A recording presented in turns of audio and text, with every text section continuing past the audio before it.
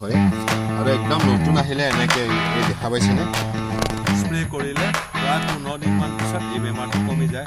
তাৰ উপৰি আপোনালোকে লাইক কৰিব আৰু যদি আপোনালোকৰ পৰৱৰ্তী ভিডিঅ' লাগে বুলি ভাবে নমস্কাৰ, পুনৰ স্বাগতম জনাইছোঁ মই আমাৰ চেনেল বিকাশ টিকলৈ। আপোনালোকে গম পাইছে, থাম্বনেল চাইও গম পাইছে যে আমি নেমু খেতিৰ বিষয়ে আমি আলোচনা কৰি আছিলোঁ। ইয়াৰ আগত মই অলৰেডি 3টা ভিডিঅ' আপলোড কৰিছোঁ নেমু খেতি কেনেকৈ কৰিব ব্যৱসায়িক ভিত্তিত। আজি হ'ল আমাৰ চতুৰ্থটো খণ্ড। চতুৰ্থ খণ্ডত আমি আলোচনা কৰিম শস্য ৰক্ষাৰ বিষয়ে। মানে নেমু খেতিত যিবোৰ বেমাৰ ধৰে সেই বেমাৰবোৰ আপোনালোকে কেনেকৈ তাৰ সমাধান কৰিব। ইয়াৰ আগত আমি অলৰেডি আলোচনা কৰিছোঁ শস্যৰ মানে পুলি ৰোপণৰ বিষয়ে, ৰোপণ পদ্ধতিৰ বিষয়ে, তাৰপিছত সাৰ প্ৰয়োগ। আজি হৈছে আমি শস্য ৰক্ষাৰ বিষয়ে আলোচনা কৰিম।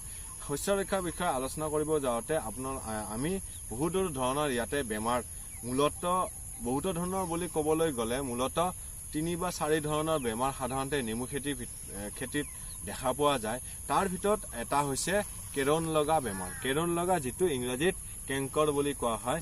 কেংকৰটো এটা মূল মানে বহুত ডাঙৰ সমস্যা নেমু খেতিত। কেংকৰ যদি আপোনালোকক গছত এবাৰ ধৰে, তাক যদি আপোনালোকে কেংকৰটো সমাধান কৰিব বা কেংকৰৰ একেবাৰে মাৰি পেলাব নোৱাৰে, তেতিয়াহ'লে আপোনালোকৰ গোটেই গছ পুলিটো মৰি যোৱাৰ সম্ভাৱনা থাকে বা গছডাল আপোনালোকৰ লাহে লাহে মৰি যায়। বা গছত যদি আপোনালোকৰ নেমু হয়ও, সেই নেমুটো সেই বেমাৰটো আহি যায়। আহি যোৱাৰ ফলত আপোনালোকে নেমুৰ যিটো দাম বজাৰত তেনেকৈ নাপাব, কাৰণ নেমুটো দেখিবলৈ গোটেই বেয়া হৈ যায়, হোৱাৰ ভিতৰৰ পিনে অলপমান বেয়া হয়, হোৱাৰ ফলত আপোনালোকে নেমুৰ দামটো ঠিকমতে আপোনালোকে নাপাব। চ' আপোনালোকে চাওক, মই আপোনালোকক দেখাইছোঁ আমাৰ খেতিত অলপমান 2-এডাল গছত বানপানী হোৱাৰ কাৰণে দেখা দিছিলে। সেই বস্তুটো চাওক, এনেকৈ ধৰক, এনেকৈ পৰি যাব, এনেকৈ হালধীয়া আপোনালোকৰ ব্ৰাউনিছ কালাৰ বা য়েলো কালাৰৰ হয়। আৰু একদম নতুন আহিলে এনেকৈ এই দেখা পাইছেনে, এইটো চাওক, এইটো এনেকৈ একদম প্ৰথম ষ্টাৰ্টিঙত আহে। ষ্টাৰ্টিঙত অহাৰ পিছত আপোনালোকৰ লাহে লাহে ডাঙৰ হয়, পাতবোৰ এনেকৈ হৈ যায়। হ'লে আপোনালোকে এই পাতবিলাক ছিঙি পেলাব লাগিব। ছিঙি পেলাই পিনে আপোনালোকে এইটো ৰাখিব নোৱাৰে বাগানত। এইটোৰ আপোনালোকে স্পৰ্শ কৰি যদি আপোনালোকে বেলেগ গছ এডাল চুই দিয়ে, সেই গছডালতো এই বেমাৰটো গুচি যোৱাৰ বহুত সম্ভাৱনা থাকে। সেইটো কাৰণে এই পাতটো এবাৰ আপোনালোকে ছিঙি পিনে ইয়াক পুৰি পেলাব। আমি ইয়াত ঔষধ স্প্ৰে কৰিছোঁ, কৰাৰ কাৰণে অলপমান কালাৰটো বেলেগ হৈছে। নহ'লে সাধাৰণতে পূৰা এনেকৈ এই য়েলো বা ব্ৰাউনিছ কালাৰৰ হয়। এইটো বস্তুটো চাওক, এনেকুৱা ধৰণৰ প্ৰথম ষ্টাৰ্টিঙত এইটো এনেকুৱা ধৰণৰ হ'ব এইটো।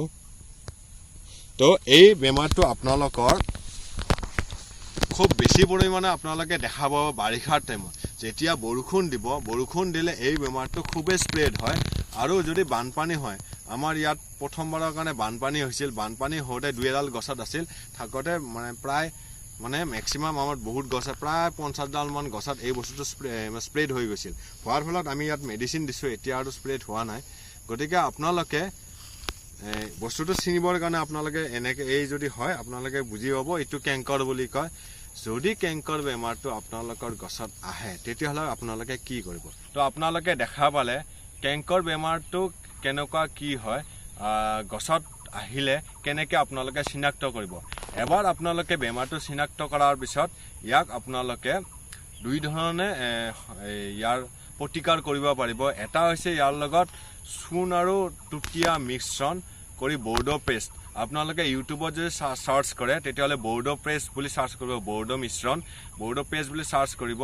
তেতিয়া আপোনালোকে বৰ্ডো পেষ্ট কেনেকৈ বনাব পাৰি তাৰ বিষয়ে জানিব। আৰু সেই বৰ্ডো পেষ্টটো আপোনালোকে ইয়াত স্প্ৰে কৰিব লাগিব আৰু গছৰ গুৰিত দিব লাগিব। তেতিয়া এই বেমাৰটো মোটামুটি 2বাৰ স্প্ৰে কৰিলে প্ৰায় 15 দিনমান পিছত এই বেমাৰটো কমি যায়। তাৰ উপৰি আপোনালোকে ৰাসায়নিকত আৰু এটা ইয়াৰ প্ৰতিকাৰ আছে। সেইটো হৈছে আপোনালোকে ব্লু কপাৰ বুলি মেডিচিন এটা আহে, যিটো আপোনালোকে টাটা কোম্পানীৰ ব্লাইটক্স, আপোনালোকে মনত ৰাখিব, ব্লাইটক্স, টাটা কোম্পানীৰ ব্লাইটক্স আৰু ইফকো কোম্পানীৰ গোজাৰু, GOZARU গোজাৰু বুলি আহে, আৰু আপোনালোকৰ চিজেণ্টা কোম্পানীৰ ব্লু কপাৰ বুলি আহে।